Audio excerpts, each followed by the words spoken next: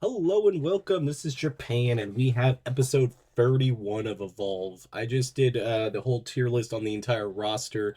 On I think I got everybody except for the one that I missed was the LWO appearance, which I'm like I don't mind too much if it's just like a one off, but yeah, this is another solid episode. Actually, a four match episode, which normally I'm gonna be honest, don't like them. This one's not that bad. It's a little bit weird because of some of the other stuff, but we're just gonna jump into it. So it started off with a tag match: Adrenaline Drip versus Harley Riggs and Jax Presley. This is a rematch of their previous match. I think I prefer the previous match slightly better, but this match absolutely cooked. Adrenaline Drip obviously just does whatever they need to do out there to make just everything look perfect. Jack Cartwheel just went off. Like I feel like people must have said something about his last match being like he was good, but he wasn't the best. And he's like, nah, I'm gonna take this and just absolutely go out there and destroy. Just dude, I just don't know. He just does some crazy moves. I think he's got a bright future, especially being so young and stuff.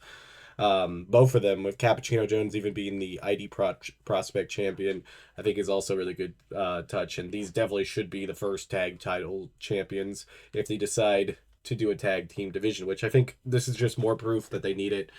Solid A. I would probably almost put it in S tier, except I didn't really like the injury type thing that they were doing, but I think overall it still was really good. I think Harley Riggs and Jax Presley, like I said, I think their match before was a little bit better. I think they had more time to actually like get in there and do stuff on the previous one.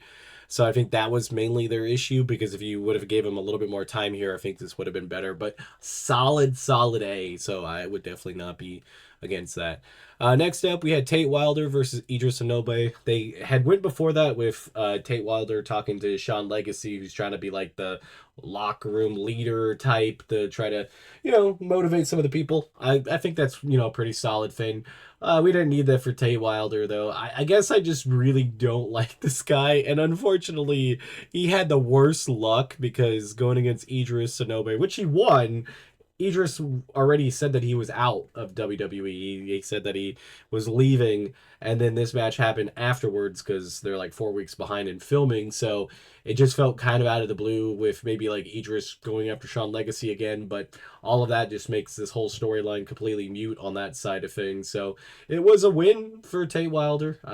Wasn't anything too crazy. Like I said, he just doesn't have much of a like look for me. Like I just the whole gimmick is just a F tier type thing for me. I just don't like the random like almost bulletproof vest that he wears for being a cowboy. I don't really understand all that.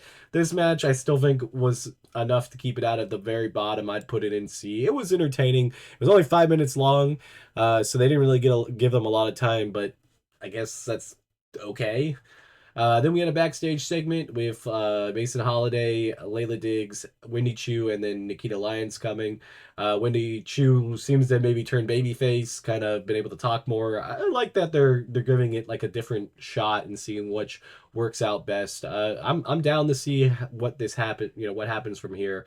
Nikita Lyons versus Wendy Chu would be a very interesting matchup.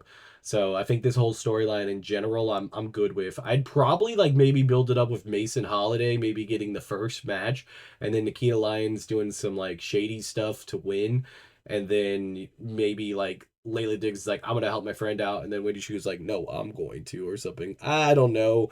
This is at least a low key storyline that I'm vibing it, so I'll put it up an A because kind of want to see what happens. Then we had Callie Armstrong versus Kylie Bright. It was interesting just to get kind of Callie Armstrong in a random match because it wasn't a title match. It's just basically to set up her match against Kendall Gray to give like a little bit more fuel to the fire for Kendall Gray to, beat her maybe.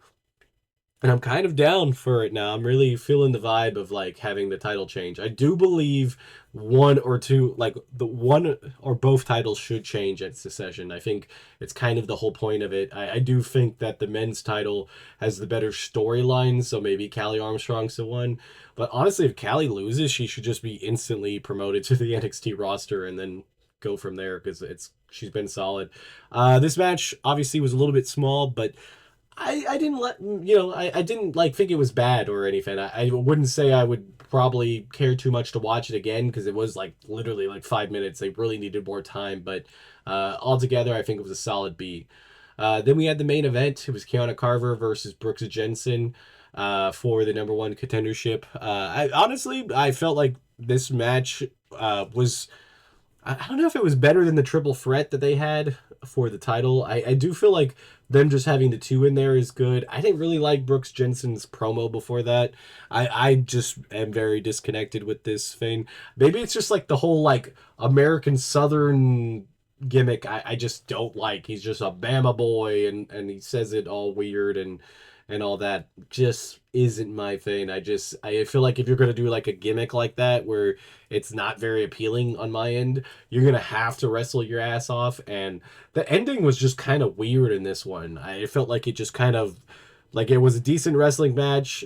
Brooks Jensen had it a little bit, like he seemed like he was the aggressor, and then he took that nasty spill outside of the ring, like, and that was kind of the finisher. And I just kind of was like, interesting, I guess. I guess the big fall would do that, but I felt like they just kind of ran out of time. They're like, "Oh man, we gotta wrap this up," and because we got some other stuff after this match, and so we gotta wrap this up fast. So, not really my cup of tea. I really prefer the tag match over everything else. I'll put it in B. It wasn't the worst. I think it very, very little like hangs on to that B category.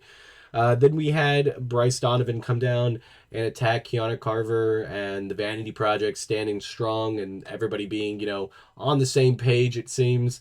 I do like this storyline a lot. So, like, I really hope Jackson Drake retains just because of this storyline with the title and stuff. I think it would be very important for Evolve down the line.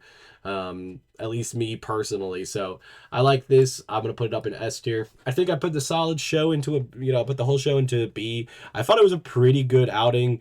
Like I said, I'm not a big fan of the multiple match thing. It really three is the sweet spot.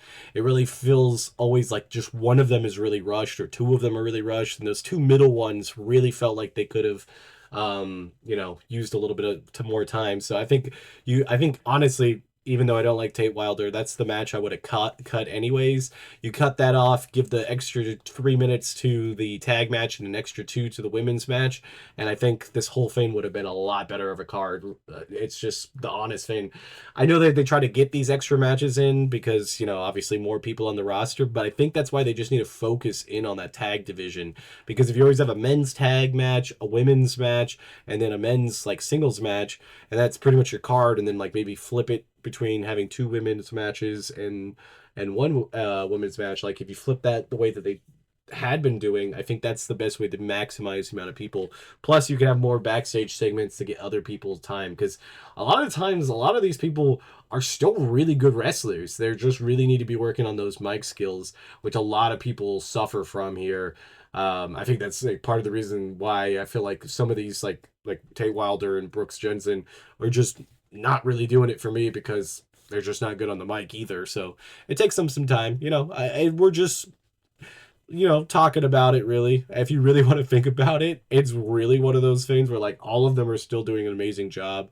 So I don't want to discount any of that. And this is a developmental, so it is one of those things where they're gonna need that extra time. But man, I do believe this show has been pretty consistent in its 31 episode run so far. So I've enjoyed it. This episode is going up a little late compared to my other ones just because of timing, but we'll be back on track next week. For whatever reason, Tubi does not want to work for me last night, so I didn't get to catch the actual episode until later, way much later on for whatever reason. So yeah, until next time, it's been Japan. Bye, guys.